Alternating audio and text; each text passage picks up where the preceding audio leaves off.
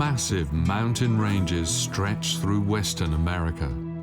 Here in Utah, bizarre landscapes of rock alternate with vast plateaus and deep valleys.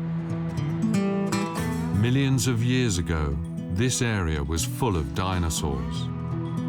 Human inhabitants were always few and far between. First, the Native Americans, followed by white settlers. Today, bee colonies make up the largest population in terms of numbers. There are many in the surroundings of the extensive Salt Lake close to the city, adding some sweetness to a life that can be hard and burdened by obligation. The route takes us from Las Vegas through extreme landscapes and the desert belt of the United States of America, through breathtaking canyons and beautiful national parks. The first white settlers here were Mormons, who traveled along this route to finally settle in Salt Lake City. Our journey begins in Nevada. In Las Vegas, the capital city of casinos and shotgun weddings, where every year 40 million visitors come for entertainment. No other city in the United States is built on such flimsy foundations of sand and dreams, which is ironic because the first settlers here were Mormons. But they didn't stay long. They kept going towards the northeast to settle in Utah.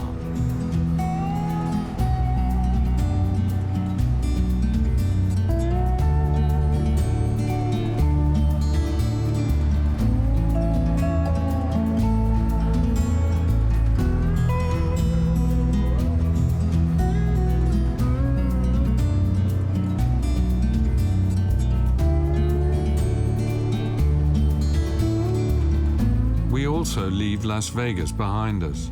Only a few miles down Interstate 15, another world begins. Endless desert landscapes in which the only thing that changes is the horizon. Hard to believe that a huge ocean inlet once covered this area. Over the course of hundreds of millions of years, it retreated, then returned. It washed the landscape flat, creating this endless expanse. Slow collision caused the seabed to buckle and fold upward, creating plateaus and ridges made of sediment, shells, and limestone.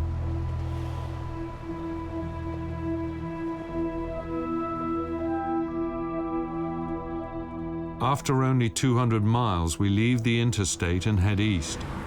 The small panoramic road leads directly to the foothills of the massive Colorado Plateau, alongside the Grand Canyon, the most amazing regional mountain formation in geological history. Bit by bit, we ascend to an altitude of between 2,000 and 3,000 meters.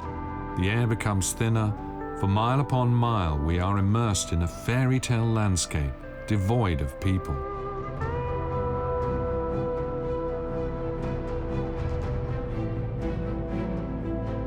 We reach the bizarre formation of Bryce Canyon.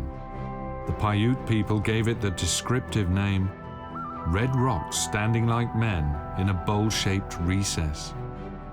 Bryce Canyon and the adjacent landscapes are all fragments or remains of an enormous plateau. Traces of iron and manganese lend a reddish and sometimes bluish-white coloring to the soft rock.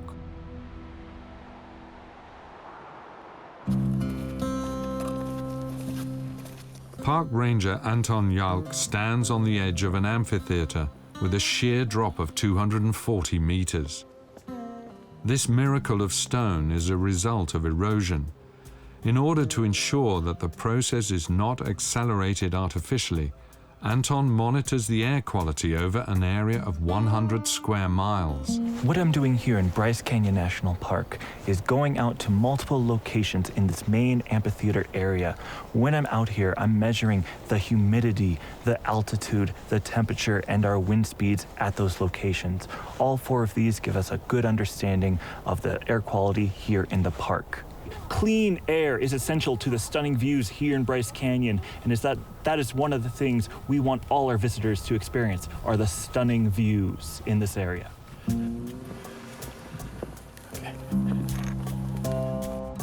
Strictly speaking, Bryce Canyon isn't really a canyon, but rather a particularly spectacular fragment below the main plateau. Its amphitheater is part of a whole mosaic of national parks that are clustered here in South Utah. A state pollution law was introduced to help protect these landscapes. Here in the park, we do get pollution from the St. George area, Las Vegas, Los Angeles. We normally have our winds coming from the southwestern direction. Thusly, that's where we get our pollution coming from. We have a number of chimneys that act as vacuums, sucking in all the air, and with all that air, the particulate matter as well. So when our air resource becomes impaired, we can use this data to assist us in decision-making processes, not only for here in the park, but in the surrounding area as well. Just as in larger cities threatened by smog, industrial enterprises and power plants in the region can be forced to close down if predefined levels of pollution are exceeded. Bryce Canyon is home to thousands of these bizarre natural sculptures. They look like a petrified cast of actors on a huge open-air stage. At different times of day, these spires, peaks, and needles of stone, or hoodoos, as they're known in Utah, are transformed into a maze of overpowering beauty.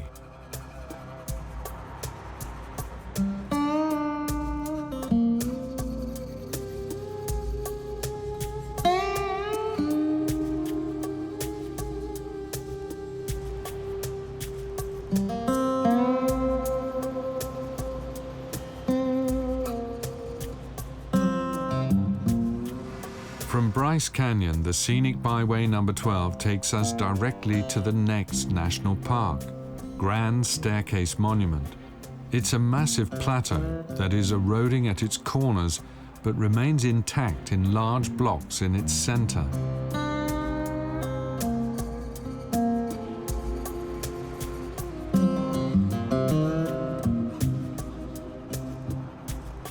Where today visitors only rarely bring life to these theatrical landscapes, there was once no shortage of activity. Ancestral Pueblo people once lived here, but little is known about them. Following in the footsteps of these indigenous ancestors, Matt and Connie Zweifel are exploring the southwestern perimeter of the national park. Okay, so the trail wanders around over this way and up along the cliffs, and then the sites that we're going to be looking for are back up further over the top out that way. Okay.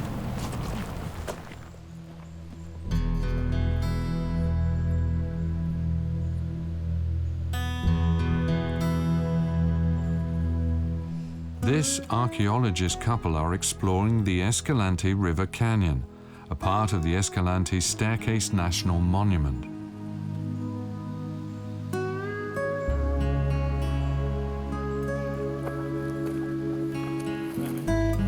They are looking for traces left behind by the Pueblo people. Here, around 2,000 years ago, they planted and harvested grain and raised cattle. Roughly 800 years ago, they moved on, and the area became as empty and lonesome as it appears to visitors today.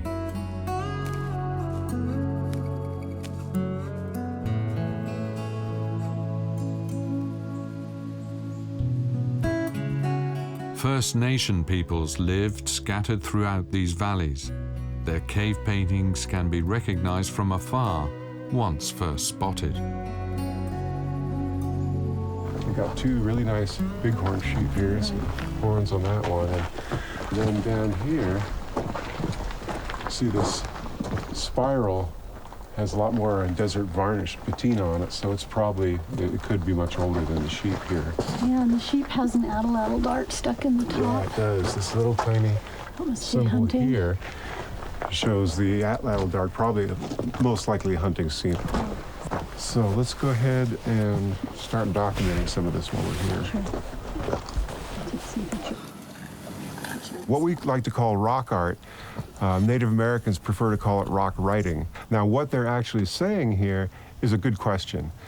Since this was done 1,000 years ago or more, with somebody whose mindset is so different than mine, their world experience is so different than mine, and their world was so different than the world we know today, that it's very, very hard to tell what's going on. You can look at the bighorn sheep here with the atlatl dart sticking out of his back, and you can probably safely say that that depicts a hunting scene.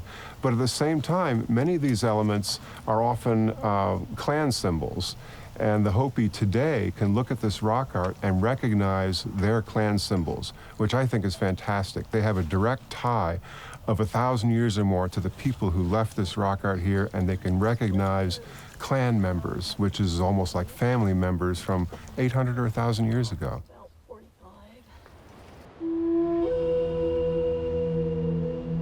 The vastness of this geologically unique landscape can be only truly comprehended from the air. The national park is a nature reserve and a national monument. It is home to a spectacular variety of natural wonders, encompassing deserts and mountain ranges, covering an area of almost 8,000 square kilometers. The ancestral Pueblo people from 2,000 years ago are just one link in the chain of civilizations that reaches back to the early Stone Age. Matt and Connie Zweifel are National Park employees. What they discover will be preserved for future generations.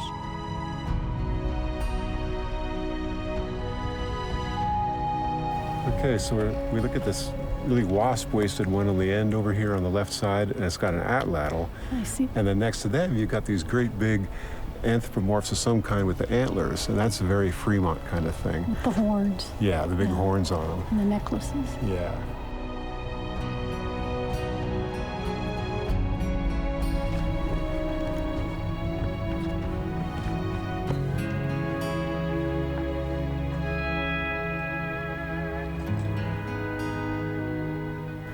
What we're looking at here is Fremont rock art, or Fremont rock writing, as opposed to the last set that we looked at, which was more what we might call Anasazi, or the Anasazi branch of the ancestral Puebloans.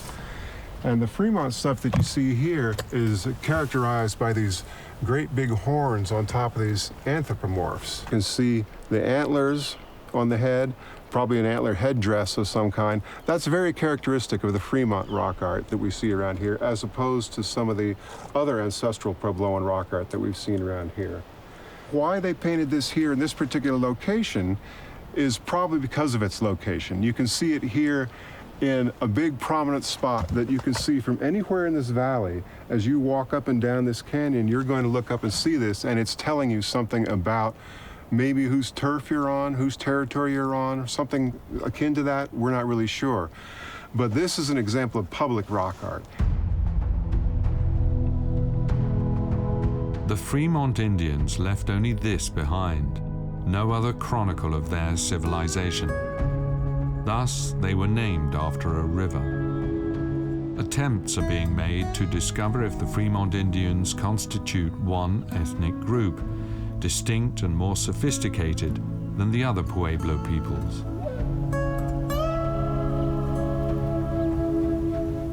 Archaeological finds appear to show that they hunted and also raised livestock, and they cultivated cereal crops. But why did they move away after 700 or 800 years? Or did they die out?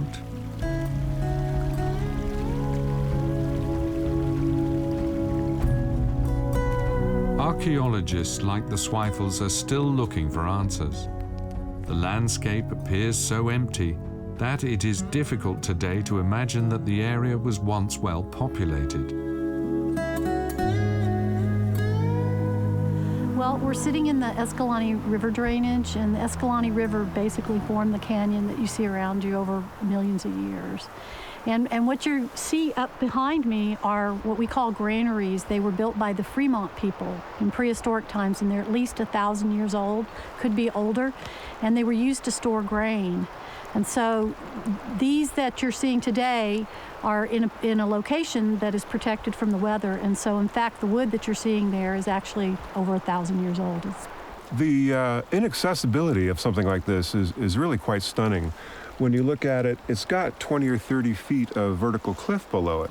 So one of the big questions we have is, why do they build these granaries in these inaccessible locations? And I think part of that has to do with the mobility of the Fremont. So they would have been living down here in the canyon bottoms, farming these flats during the summer and the growing season, and in the winter they move back up onto the tops of these bluffs and ridges way above us. So down here in the summer, back up in the winter, and it prevents you from having to haul all that food back and forth every time. But the Fremont here had a very good life as far as prehistoric peoples went. They had food, they had shelter, they had water, they had a fantastic place to live, and they made the best of it.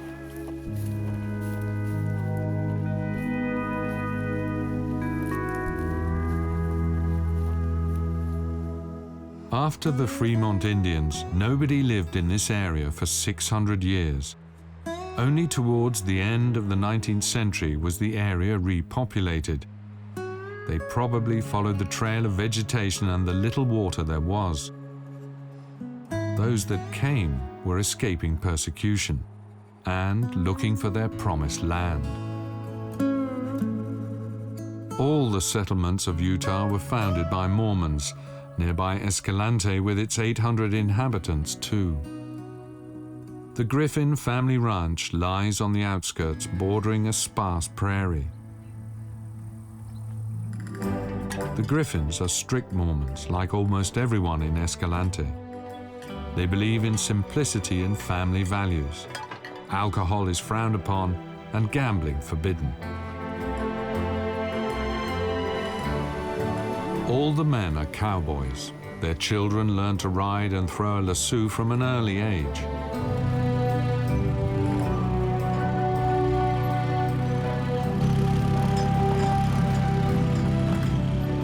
Life out here is like the landscape, basic and invariably frugal. People learn to be undemanding and make do. Well, cowboying's not a good way of making a living for sure. I mean, a cowboy pay is, minimum wage more or less, but it's just livelihood.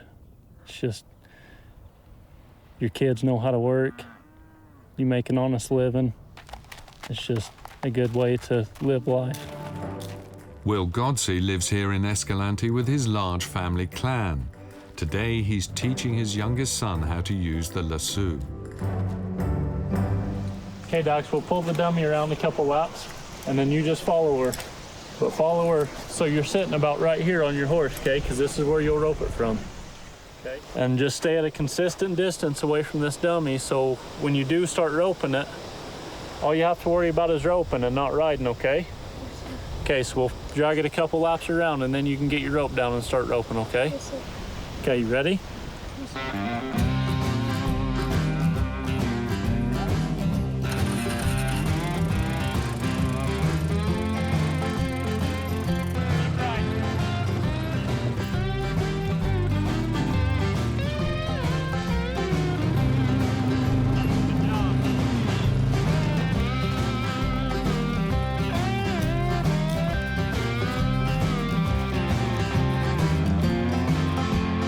Every generation here is raised according to the same values: family, faith, and duty.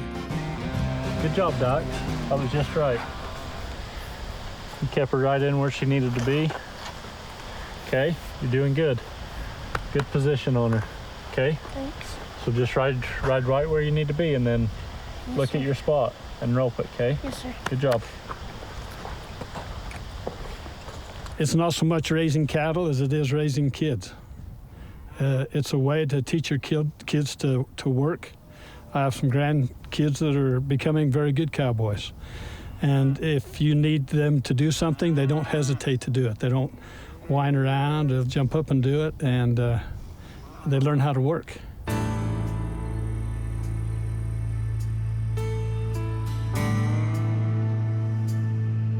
Will and his father-in-law Quinn head out to herd the scattered cattle at the edge of Staircase Monument.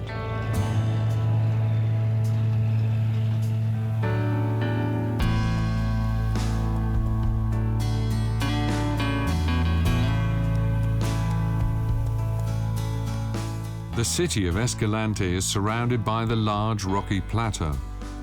The cattle graze on the plains below. It is open, mostly dry prairie.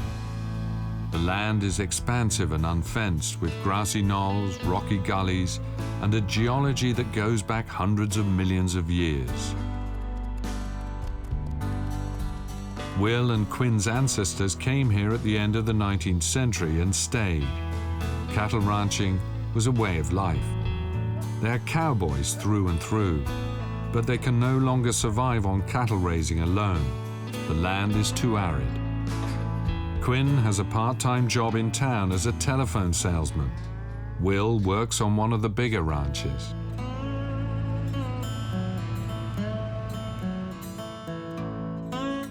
In the evening, after rounding up the cattle, the family comes together with friends for a barbecue.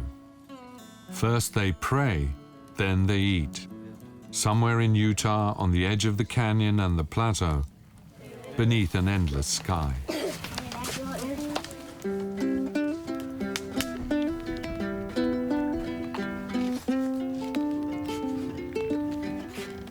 Ready?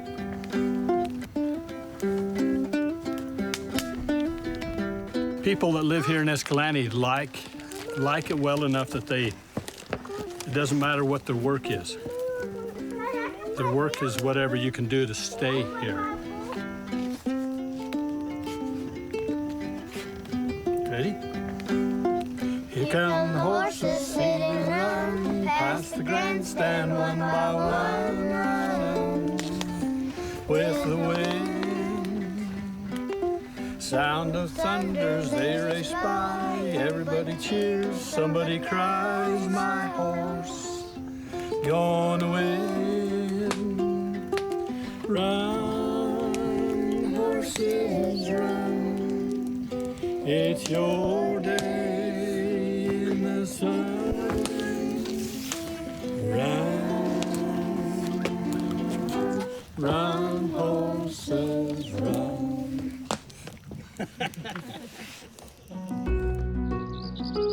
The next morning at the other end of Escalante, Michelle Keefe gets ready to go to work.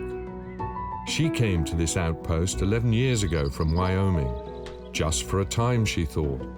Then she met her husband, married, and stayed. Bye. Good day. Good luck.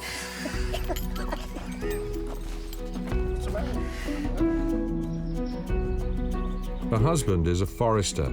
She is a teacher. Neither of them are members of the Mormon church. It took a while for Michelle to settle in, but her job helped. There are lots of children here, and teachers are respected. Michelle knows all the children in the area and teaches Will Godsey's children too. This is first and second grade. I teach both grades. There are 10 first grade students and 10 second grade. So this year I have 20 students. I teach first grade. I'll teach them either, depending on our schedule, math, reading, language. All right, would you please close your books and journals? Early in the morning, there are first prayers, then the swearing of allegiance to the American flag. I pledge allegiance to the flag of the United States of America. Who knows of any snakes that live here? What kind of snakes live here around Escalante or Boulder? Rattlesnakes. Rattlesnakes are good animals. They sleep in the day and they are awake in the night. Below snakes. Water snakes. Ooh, water snakes. We have some water snakes too. I see some at my field when I go change water. Do you? There are many snakes here around the desert's edge and on the plateau. Some of them are harmless, some of them less so. Oh, it does live for a while, doesn't it? My friend had a snake in the bag and it was black and white. Oh, they come in all different colors, don't they? Very good. Some can live young. Some snakes live here. You are right. Good job. They have Poison. what, everybody? Poison. And is poison good for us or bad? Bad. Bad. Because it can make you die. It could make us really sick, couldn't it? Let's see. This is such a small community that I think a teacher is so incredibly important to their lives.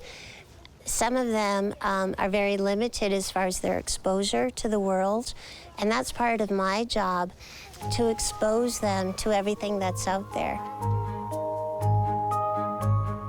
Alonzo, who's your partner? The children have dressed up. They play and learn something about the natural world that surrounds them. They look like figures in their own fairy tale. They have to learn to navigate a world that is so big and extensive that it largely determines their and their families' lives.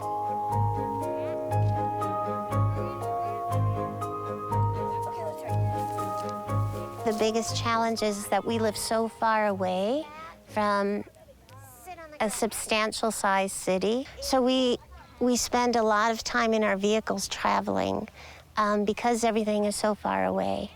And so our weekends, most of the time, are spent traveling to do the things that in the city I would just take an hour in the afternoon. It takes a whole day. Okay, big circle. Michelle wants to teach the children that the world doesn't end behind the ridge, that the world is bigger than just this valley and the Utah mountains, even if this environment does appear to offer everything that you could want in terms of spectacle and wonder. I love being outside. I've always appreciated the beauty, but whenever I drive, I see new things. If I've been down the road 100 times, I'll still see something brand new in a rock formation. It's exciting. Yeah, it does. It touches your soul deep down.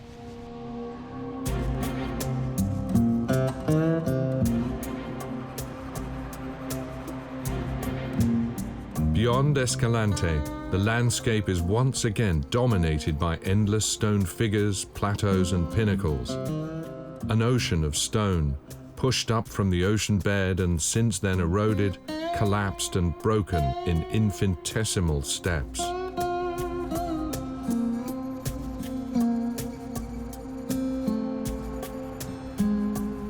$80 to 100 million years ago, this area was very fertile and heavily populated, not by human beings, but by dinosaurs.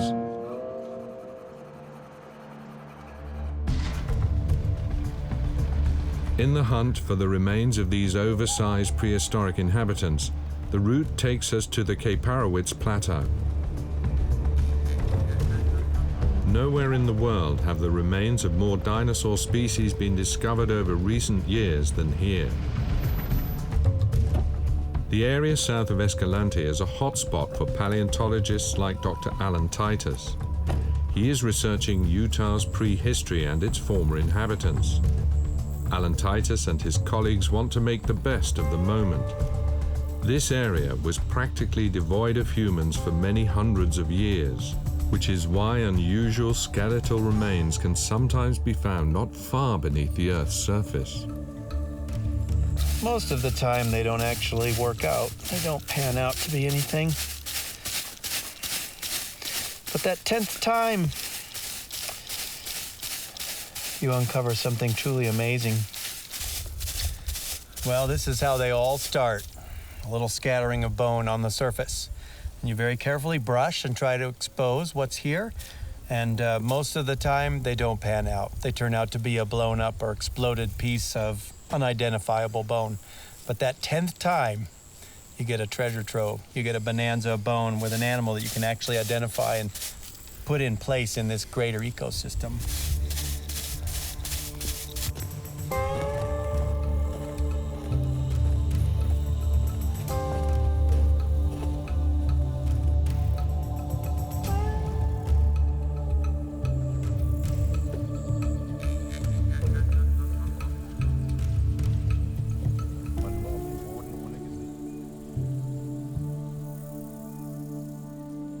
Well, what we have here is the distal end of a rib, dorsal rib from right in the middle of this animal's rib cage. It's a beautiful specimen. The bone's in excellent shape, and I look forward to excavating the rest of this animal.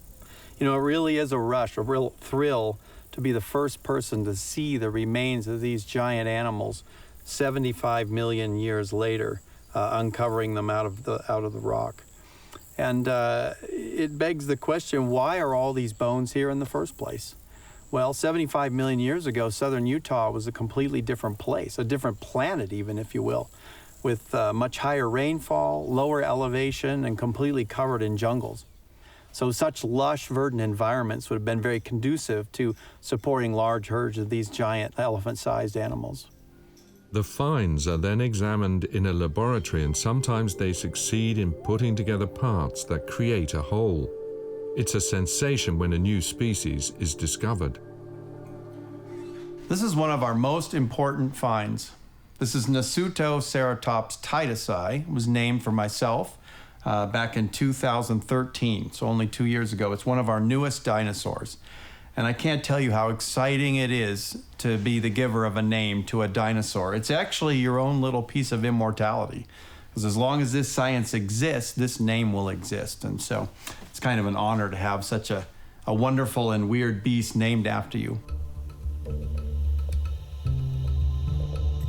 The dinosaur named after Alan Titus was vegetarian and also quite likely peaceable. But it could grow to 20 meters long and be as heavy as a bus.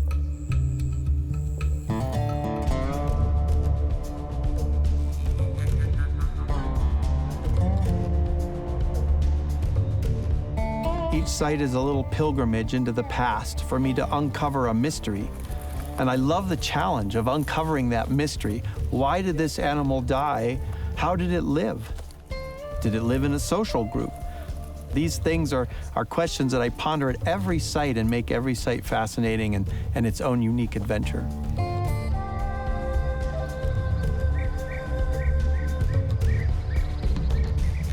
We bid farewell to these prehistoric landscapes and return to human beings and their communities.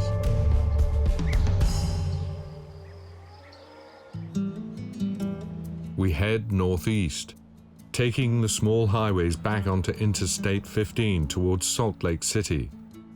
The mountains accompany us through a landscape dating back to the earliest origins of the Earth. But we gradually leave the canyons and the national park behind, along with dinosaur country.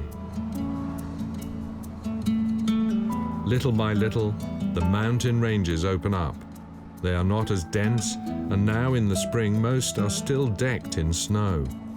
The valleys become wider, and the settlements more numerous.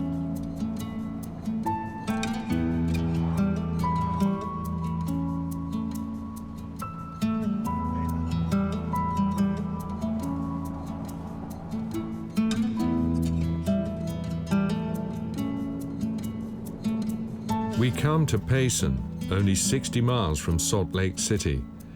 This area is beekeeping country.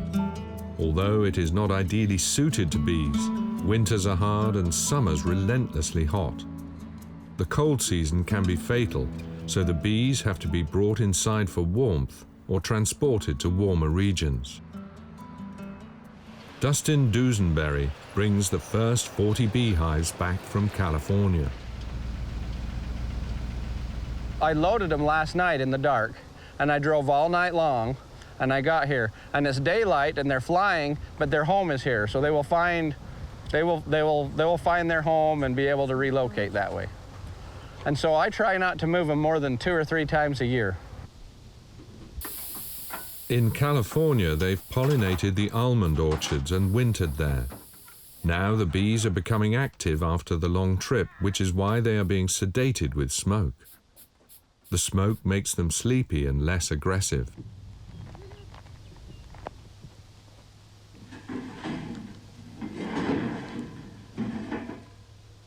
Each hive is currently home to 30,000 bees.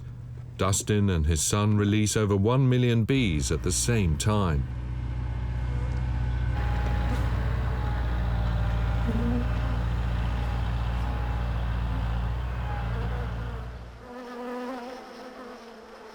You see all the bees flying everywhere, all around us? They're confused. They're doing orientation flights. So they're flying around and they're getting their bearings. And so how bees work is, if they go off and they find a food source, they find a tree that's in bloom, or they find a dandelion and they find it, they will fly back to their hive and they will do a dance. They'll do a flight and a dance, and it'll tell the other bees where that food source is so the other bees can go. The worker bees have a short life, a mere 30 days. In this period, they never rest, keeping busy all the time. The first food the bees get are when you see the dandelions. That's the best indication. So as soon as you see the yellow dandelions come out, then you know the bees have food. So what I do is, I was checking them to see how much honey they had gathered from the almond trees to make sure they have enough food to survive on. If they don't have enough food, then I mix up sugar water and feed them. So this brood that's taller, this big brood, that's drone brood. These bees with the bigger bees with the fluffy butts, those are drones. This hive is full of drones, which isn't good, as good as a regular hive, which means they're probably ready for a new queen. Busy as a bee is the motto chosen by the Mormons, and a beehive has pride of place on the state's coat of arms. The colonies are organized in a strict hierarchical way. Worker bees create the honey. The male drones surround the queen and ensure offspring for the bee colony. Dustin has to check to see if they have enough food until the weather is warmer.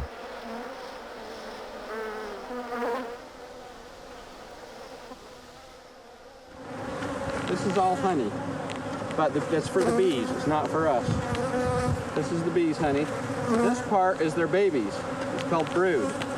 So the queen will lay eggs in there, and then they lay babies, and that's all their brood. At first, beekeeping was just a sideline for Dustin Dusenberry. He started off with 10 colonies. Now he rules over a nation of 25 million bees. But he earns most of his income by leasing out his colonies and sending them elsewhere to pollinate fruit orchards in other areas of the USA. Dusenberry does everything he can to ensure that his colonies are healthy here in Utah, the bee state. But sometimes there is a revolt and some escape his control. No state is perfect after all. As a family, we love this area. In 30 minutes, we can be camping up in the mountains. So I love this area very, very much. I grew up here, but I've traveled all over the country, and I always seem to come back. I always seem to come back to Utah. Okay.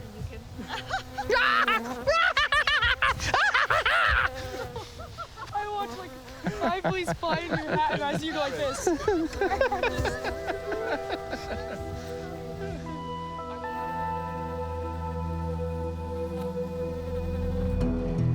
We leave the Valley of the Bees and follow the mountain range that takes us all the way to Salt Lake City. The mountains now reach heights of 3,000 meters and are snow-capped in spring, looking like iced cakes.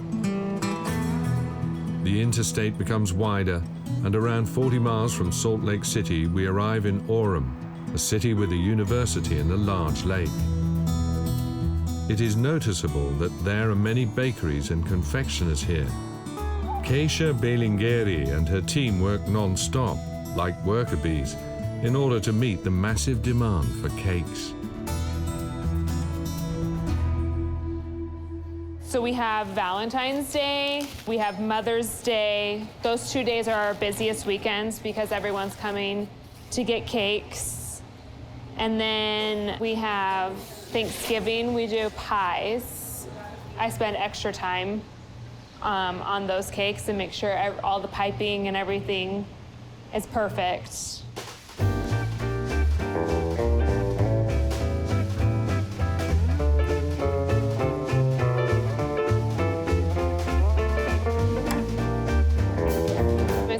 creative way to do things. I'm not like super creative person, but I really enjoy making cakes and decorating them.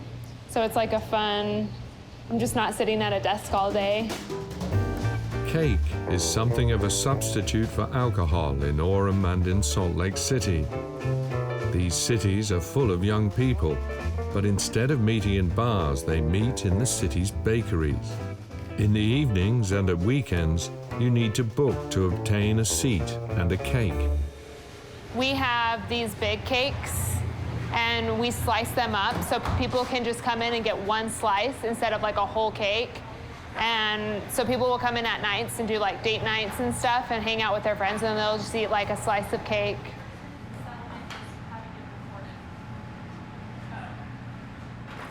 I've never met someone who doesn't like cake.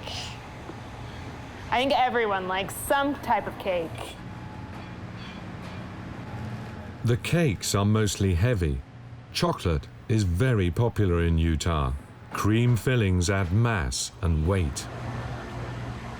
Okay. Are we eating this? Yeah, we're eating this. Yes. Because we have So to taste. hungry. I'm so hungry.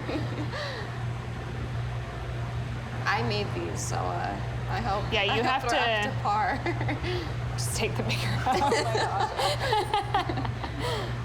I don't really see myself moving away. My family's here. My husband's career is here, and it's just like getting off to a good start. I love what I do here. I think we'll just stay here for a while.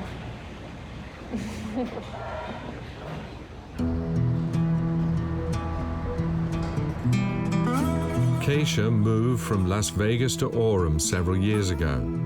She also took our route, from the sparkling city in the desert through the breathtaking prehistoric landscapes to where there is water and life.